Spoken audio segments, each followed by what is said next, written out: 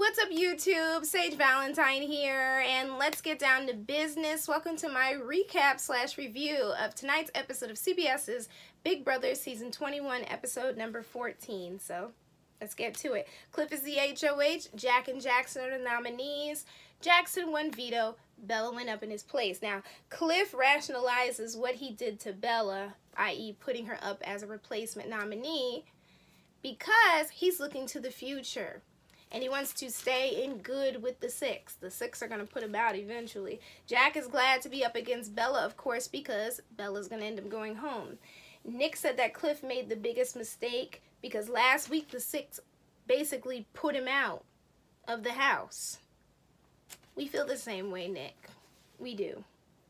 Cliff is foolish for this move. Bella is upset that she's nominated, but Nick and Bella right now, well, last week and today, are experiencing karma, a Big Brother dose of karma. And Big Brother's karma is pretty lethal.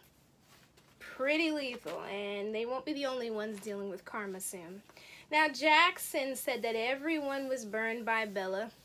That's the truth. Now, Cliff said he can't go against his word, and Nick is like, but they're going to kick us all out one by one. And I'm just like, Nick, a couple weeks ago, you weren't worried about that. You should have targeted them last week.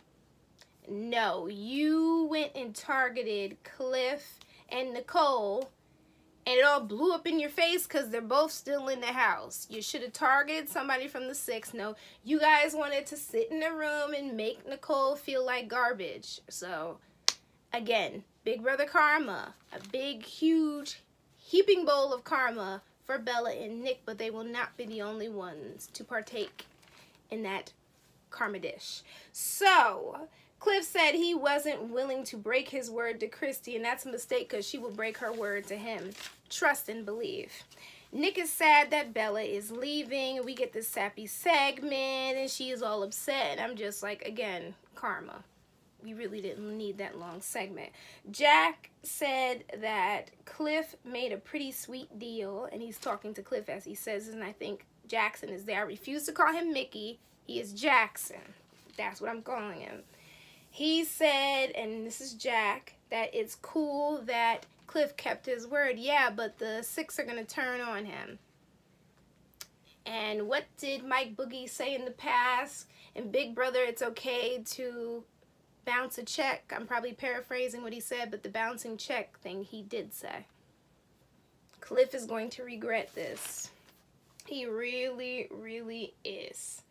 And then all of a sudden, Cliff, Jack, and Jackson get into a new alliance. I'm like, a new alliance for the love of Mike. Can you guys stop creating all these alliances because I'm losing track? It's annoying. And on top of it, you guys don't stick to them. At least in the past, when people created alliances, they kind of stuck to them. When Tyler was hopping back and forth around in the house, not physically hopping, but he was in all those different alliances.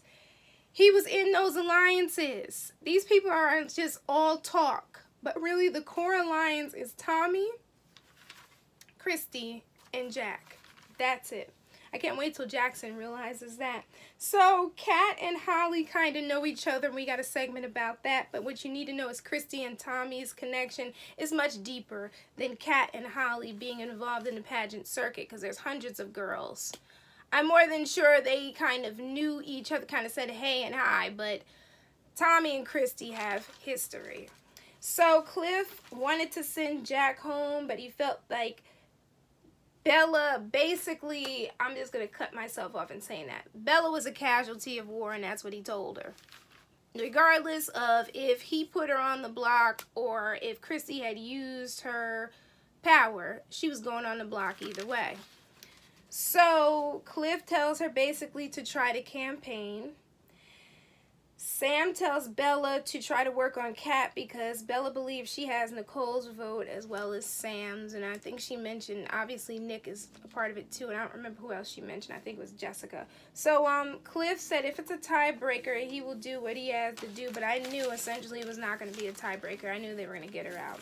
So Bella starts campaigning. And funny story on a side note, Christy was complaining about Bella campaigning because she felt like it was too early to campaign. Christy, as I said in the review for episode 13. Christy does not give off superfan vibes to me because Christy, sweetheart, you start campaigning as soon as you're nominated. There's no such thing as campaigning too much. Much to the chagrin of other people, there's no such thing as campaigning too much or too early because you're trying to save yourself. You gotta do what you gotta do. That's why I'm side-eyeing Christy and this whole superfan thing. Kat is afraid that if she saves Bella and they get rid of Jack, then it will screw up her game. It's gonna screw up your game either way. So you got to make a big move here. Now, by not getting Jack, Kat may be nominated if, say, Jackson becomes HOH. I don't understand what these people are doing. Then we get Bella talking to Jessica and Nicole, and Bella tells them, you know, I haven't won anything. I'm a huge threat. And Jessica's just like, well, you know, Jack is running the 6, and he is basically making decisions with them. And then Nicole is just like, this is the Bella she wanted to work with, but at the same time she doesn't want to make a mistake, and I understand what Nicole is talking about. Cliff gets this family segment, and it's funny how we didn't get a segment for Jack or Christy. I'm just saying, if I had a teacup, I would be sipping from that teacup. Think about it. So anyway, we got to meet his wife, Sharon. They've been married for 28 years. They have a son, Daniel. I think the daughter's name was like Chelsea or so. I must have missed the daughter's name. I apologize for that. Anyway, Cliff builds outdoor furniture. The family's happy that Cliff won Camp Comeback.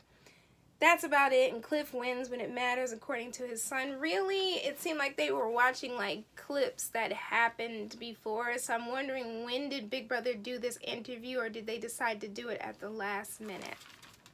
Either way, this is one of those interviews that people talk about when it looks like Big Brother's trying to set up a specific player for America's Favorite Player, and they're trying to set them up to look a certain way for the casual viewers, but I don't know how it's going to work this year because a lot of the casuals know what's up. They know the tea.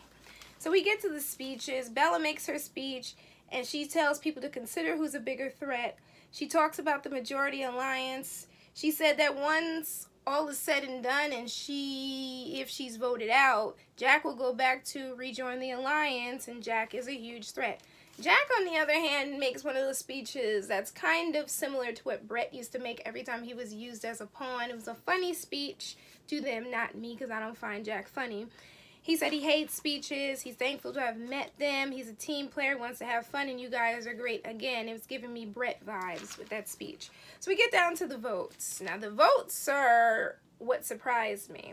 I had a feeling Nick was going to vote out Jack.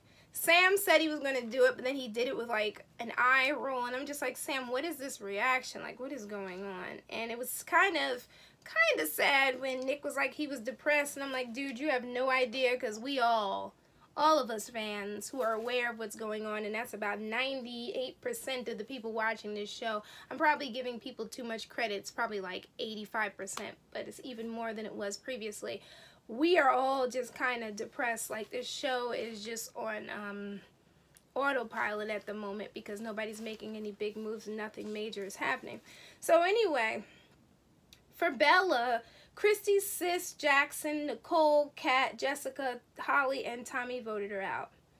I think I would have been surprised about Nicole voting out Bella if that mess with Kimmy hadn't happened and Bella hadn't done what she did to Nicole and such and such. As far as Jessica is concerned, Jessica goes with the house. I feel like Jessica's going to be the next casualty of war soon.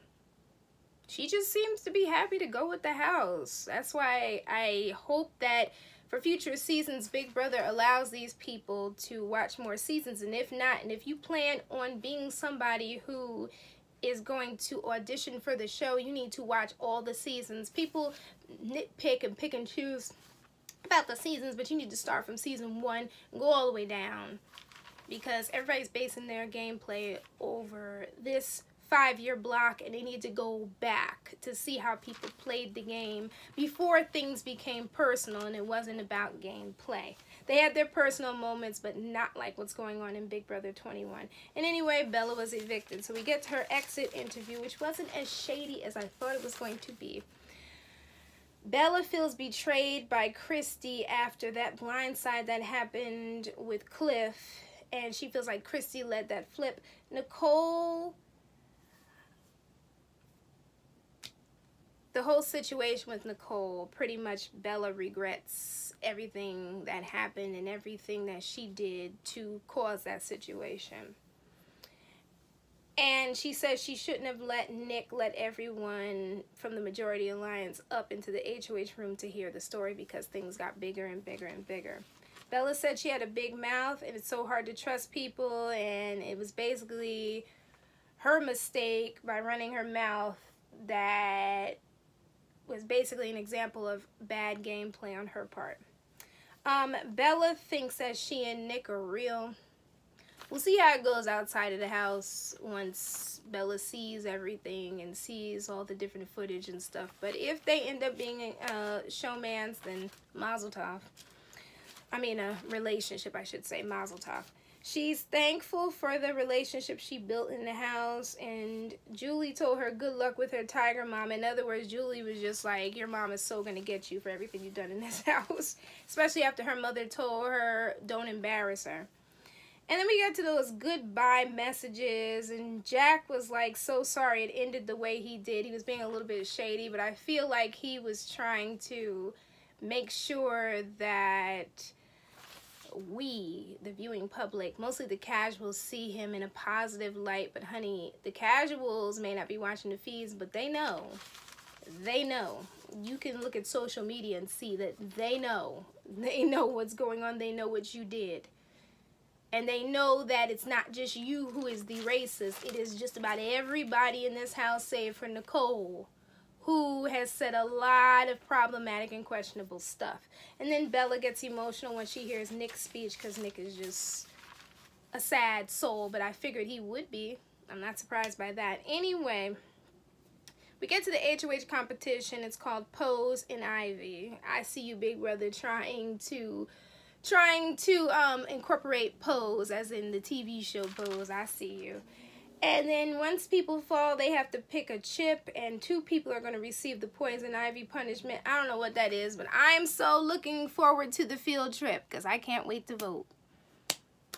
The field trip, for those of you who didn't watch the episode, includes 3 people going on a field trip, and it's going to, I think, affect one person's game and mess up their game. I'm looking forward to that.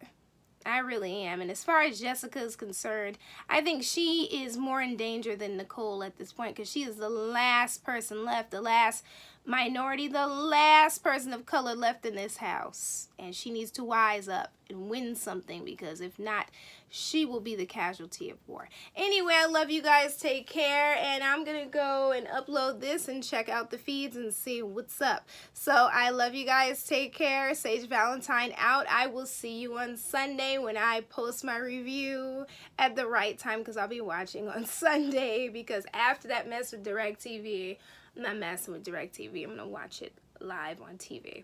So you all take care. Leave me some comments. Check me out, TV Co. on Tuesdays at 7 p.m. The only time I won't be live on a Tuesday at 7 p.m. will be... In fact, no, I will be live on the Tuesdays. Yeah. But August 7th, I'll let you know if it changes. August 7th, I will not be posting my review early. I'll keep you guys posted on that. Love you all. Take care, and see you Sunday. Bye, guys. Love you all. Bye, and thank you so much for watching these reviews, because I know I get tongue-tied all the time, but thank you, and keep it going with these comments. Bye, guys. Love you all. Bye.